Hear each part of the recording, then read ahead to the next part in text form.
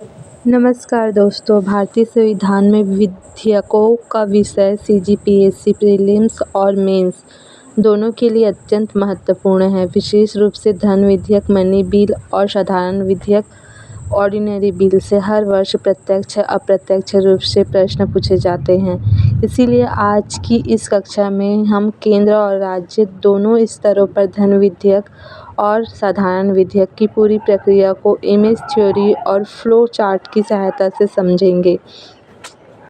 विधेयक, हम धन विधेयक, मनी बिल और साधारण विधेयक ऑर्डिनरी बिल को समझेंगे।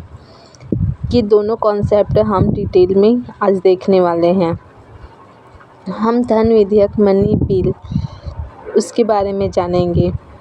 धन विधेयक की परिभाषा देखेंगे और केंद्र और राज्य स्तर पर वो कैसे लागू होता है ये देखेंगे।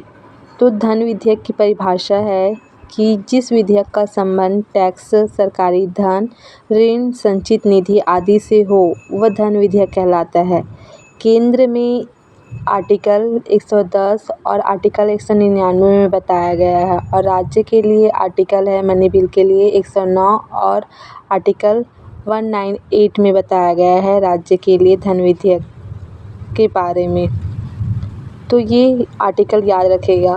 केंद्र में होगा 110 और 199 और राज्य के लिए हो जाएगा 109 और आर्टिकल 198।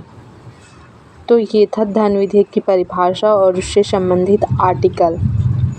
अब हम जानेंगे कि धन विधेयक केंद्र स्तर पर कैसे कैसे लागू होता है। तो केंद्र में धन विधेयक की यात्रा देखेंगे तो धन विधेयक पहले लोकसभा में पेश होती है, फिर उसे स्पीकर प्रमाणित करते हैं, फिर राज्यसभा में जाते हैं। राज्यसभा इसमें केवल सुझाव दे सकती है और अपने पास 14 दिन तक ही रख सकती है। फिर वो लोकसभा में भेज दिया जाता है, फिर वो पारित होकर राष्ट्रपति के पास पहुंचता है, फिर राष्ट्रपति उसे कानून यानी कि एक्ट में परिवर्तित कर देते हैं। तो ये था केंद्र स्तर पर मनी बिल कैसे लागू होता है। अब हम जानेंगे कि राज्य स्तर पर मनी बिल कैसे लागू होगा।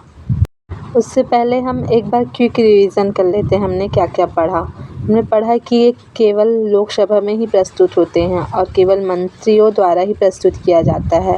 राज्यसभा अस्वीकार कर सकती है और 14 दिन के भीतर लौटाना अनिवार्य है राज्यसभा को। संयुक्त बैठक का प्रावधान इसमें नहीं बताई गई है और इसमें स्पीकर का निर्णय को अंतिम निर्णय माना जाता है। तो ये था मनी बिल, धन विधेयक।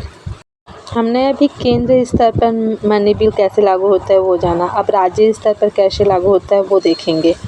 राज्य स्तर पर धन विधेयक की यात्रा देखें तो राज्य स्तर पर धन विधेयक विधानसभा में पेश होता है, फिर इसमें अध्यक्ष के निर्णय को अंतिम निर्णय माना जाता है। विधान सभा में पेश होने के बाद इसे विधान परिषद भेजा जाता है और विधान परिषद को राज्यसभा जैसे ही केवल सुझाव दे सकती है और 14 दिन तक ही रख सकती है।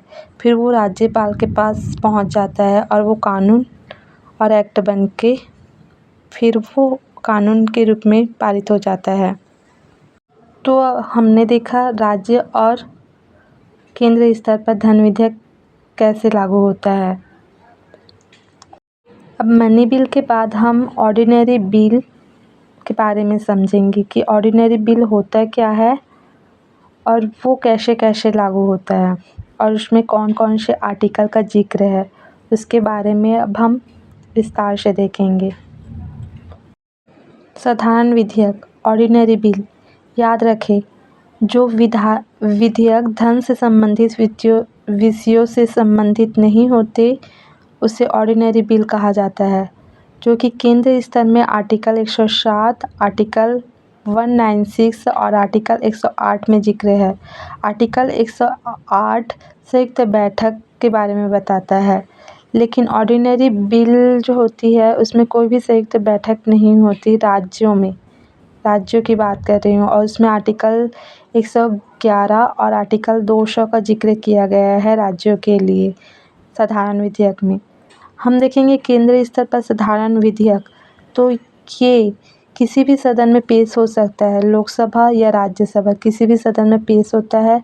दोनों की स्वीकृति आवश्यक होती है, फिर ये राष्ट्रपति के पास जाता है और कानून बन जाता है।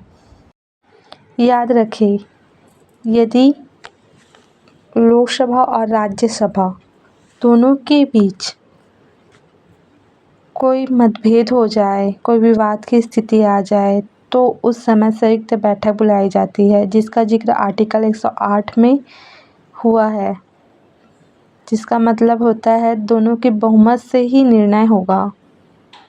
ये बताई गई है आर्टिकल 108 में संयुक्त बैठक का प्रावधान है।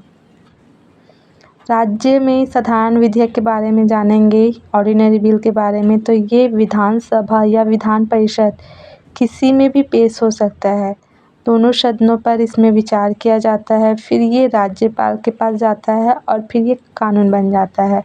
महत्वपूर्ण तथ्य याद रखिए कि राज्य में संयुक्त बैठक नहीं होती। अंतिम रूप से विधानसभा ही अधिक शक्तिशाली होते हैं राज्य में। तो ये था केंद्र और राज्य स्तर पर ऑर्डिनरी बिल कैसे पारित होता है और इसके क्या क्या प्रोसेस थे।